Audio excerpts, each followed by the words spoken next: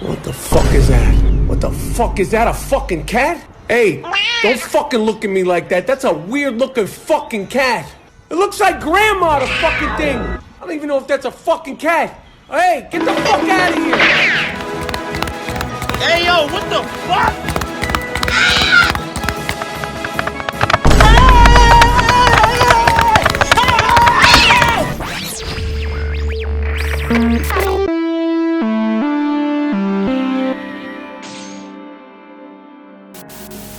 Well, seeing as I just reviewed Beau is Afraid, and it completely broke my brain, let's go into something more lighthearted and something hopefully the whole family can enjoy. And we're going to talk about the newest Makoto Shinkai film, Suzume. The story follows a young 17-year-old girl named Suzume Iwado. On her trip to school one day, she runs across a mysterious, attractive man named Sota and discovers that he's on a mission to close magical doors that are found in abandoned buildings. These doors are capable of unleashing giant mythical beings that are called worms, and they're capable of causing catastrophic earthquakes.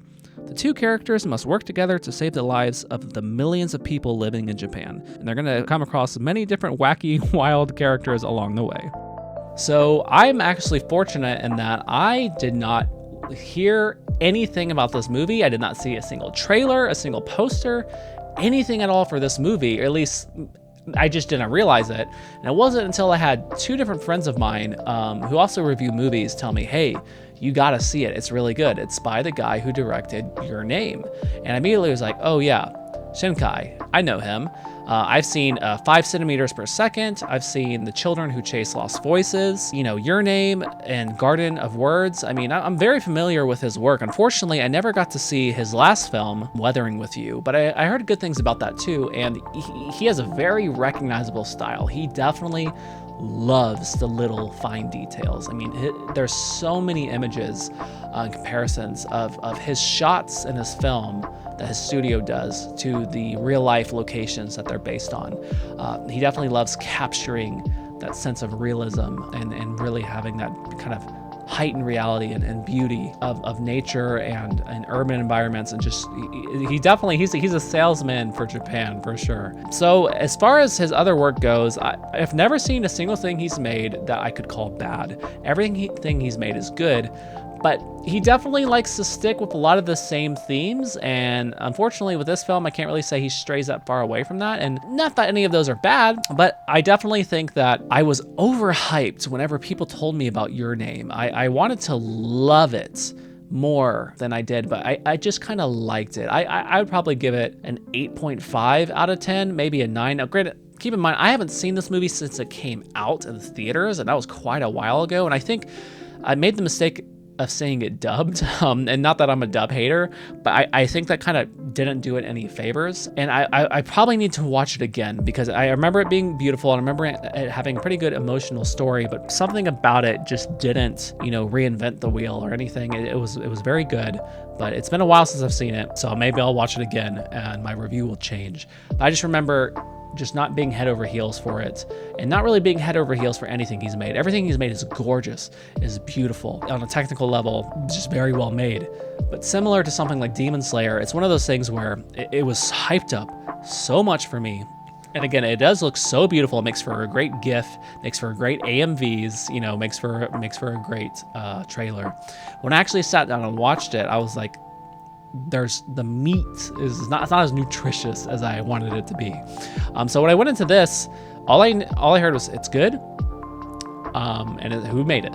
That's it. And so I went ahead, I watched it subbed, thank God, saw it in theaters, and I had such a fun time with it. I had such a good ride. Not even having the synopsis really made it feel more like a magical journey.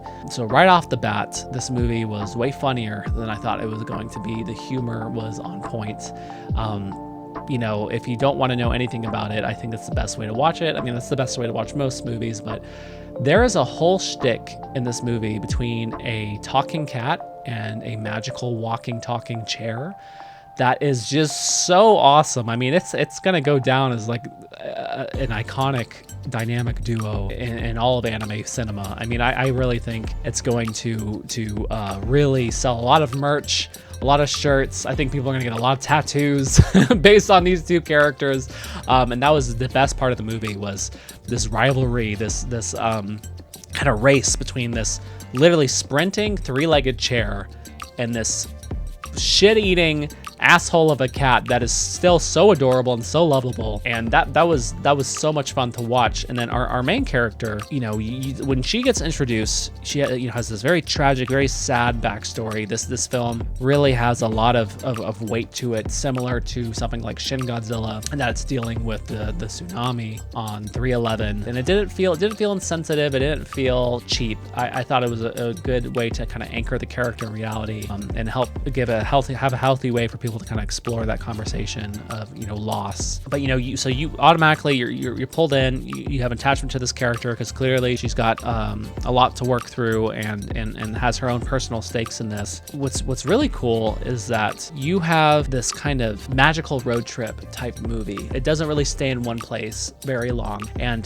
the main theme of this film, other than the natural disasters, is this idea of haikyo. Now, if you don't know what haikyo is, it's the Japanese term for abandoned buildings. It's something, if you watch, you know, any Japan blogger, YouTuber, you know, they got a lot of abandoned buildings there, you know, abandoned theme parks, etc.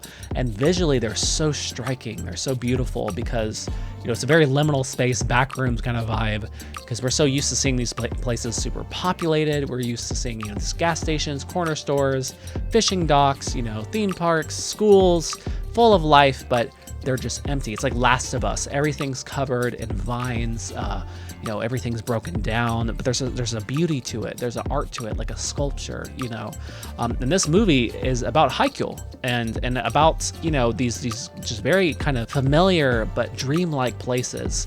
What they once meant to people.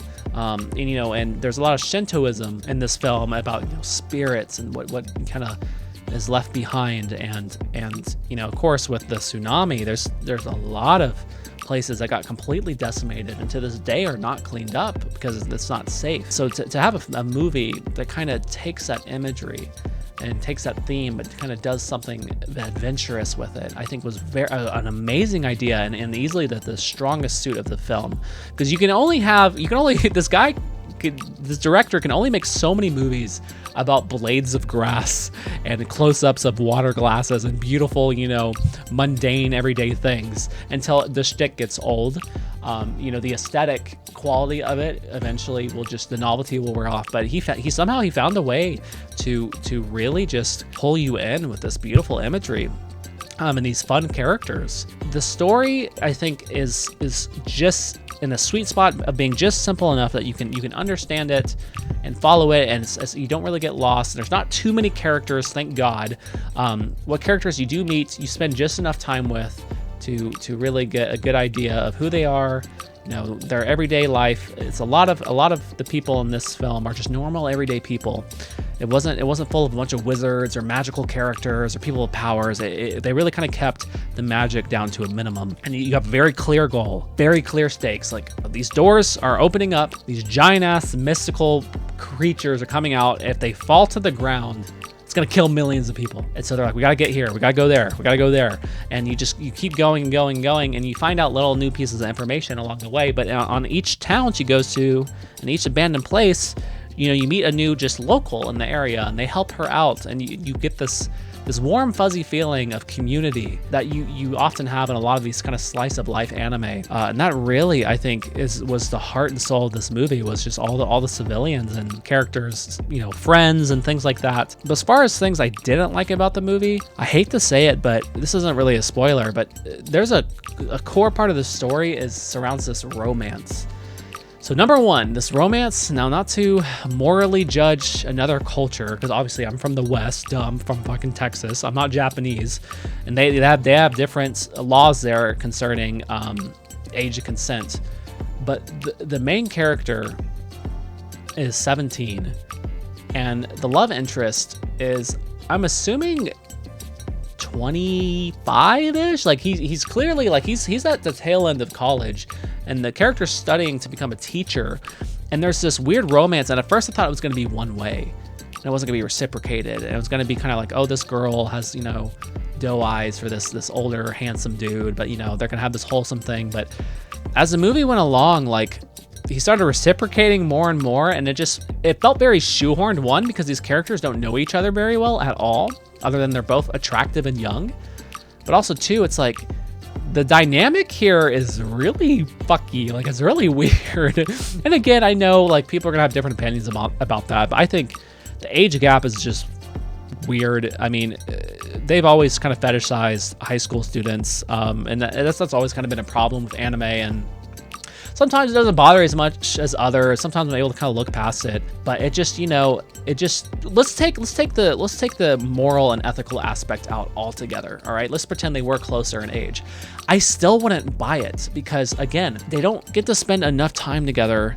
And it's a real kind of Titanic situation where it's like, you guys spend a couple days together. Yeah, it's very intense, but how much can you really say you know about this person? And it felt like a shoehorned thing. And sure enough, it turns out that the director didn't really want that to be an element in the movie, but he was forced to because it would sell better.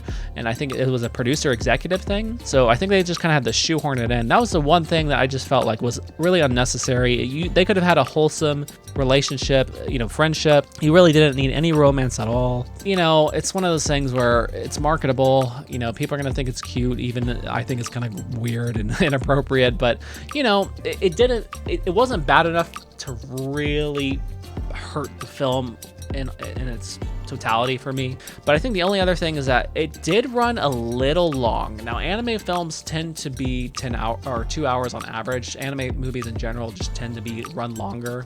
At least a lot of the big popular ones like Ghibli, a lot of your seinen, more adult features too. I think this movie could have trimmed, honestly, even like 15 minutes. There's a lot of kind of just sitting around, and part of that did help. I think did help kind of let you feel this world and kind of live in this world for a little bit.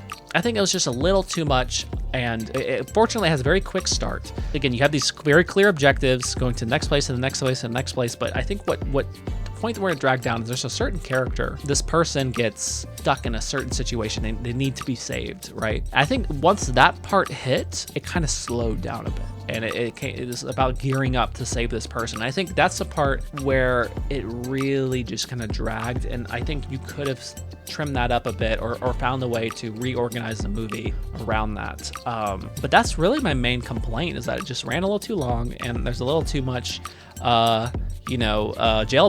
You know what I mean? Like, it's just like, this is weird. So I think with that being said, this is a shorter review. I didn't really have that much to say about it. I think you're gonna have a lot of fun with it. It's age appropriate for kids. I think, take your kids, it'll be fine. It was adventurous, it was fun. It felt like a quicker pace than what I remember Your Name being. Again, I'm gonna rewatch that though. It's been a long time. I don't think Shinkai can be called the new Miyazaki. I think that's giving him way too much credit.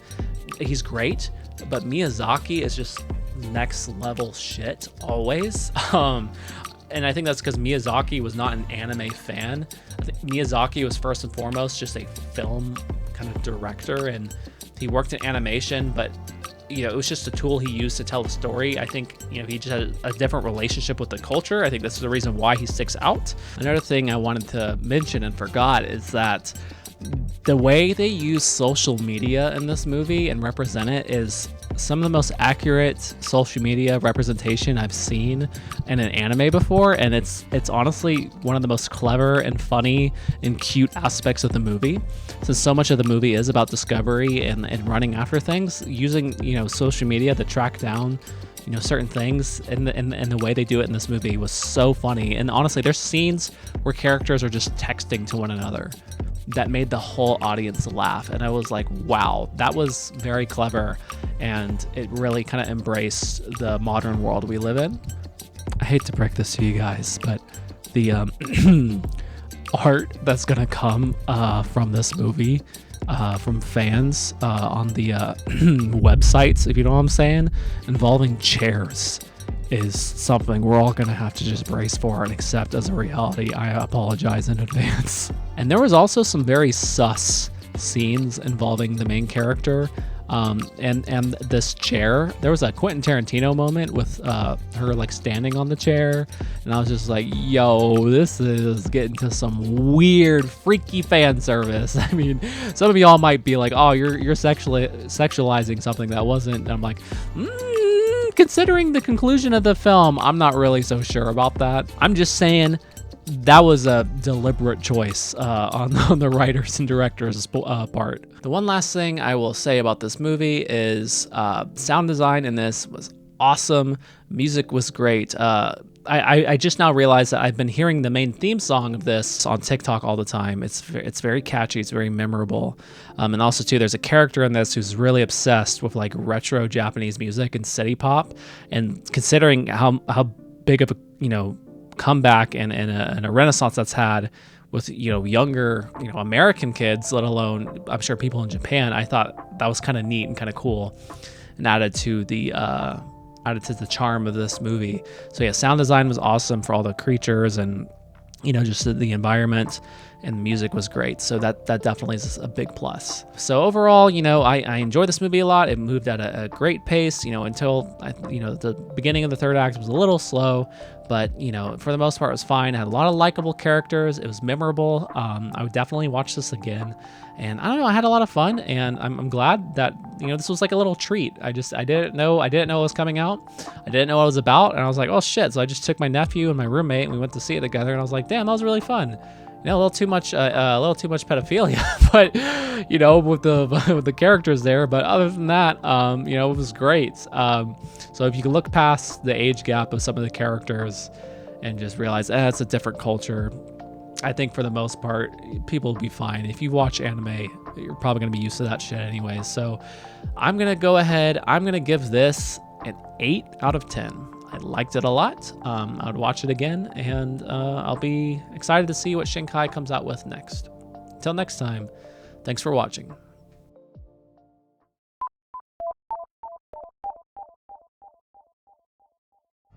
I'll have 2 number 9s, a number 9 large, a number 6 with extra dip, a number 7, 2 number 45s, 1 with cheese, and a large soda.